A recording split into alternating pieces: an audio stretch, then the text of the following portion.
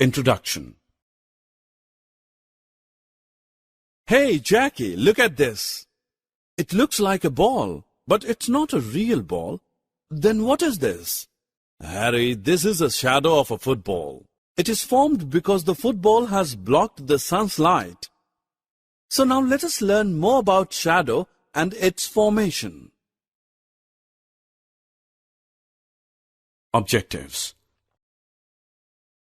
At the end of this course, you will be able to recognize a shadow, explain the formation of a shadow, find the direction of a shadow based on the location of the source of light.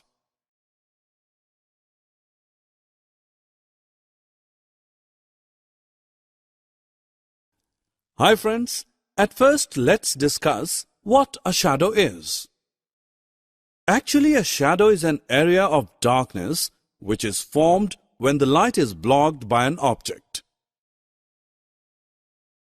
You'll be surprised to know that the direction of the shadow changes with the changes in the direction of the source of the light. For example, shadow of these trees changes as the sun moves from east to west during the day.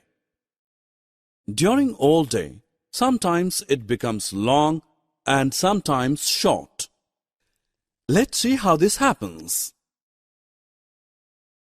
As we all know that the sun rises in the east. In the morning, the sun is in the east, so the shadow of the object forms in the west. Now just look at its length. The length of the shadow changes as the sun moves towards west. Now it's noon and the sun is overhead. Did you notice the shadow of this tree? The shadow of the tree now becomes small. Friends, as we all know that sun sets in west, hence in the evening, the shadow of the object forms in the east. So friends, we notice that as the sun changes its position, the length of the shadow of an object also changes. Hey friends, did you notice one more thing? That the shadow is always formed opposite to the direction of the source of light. Summary. Now friends, let's summarize what we have learned.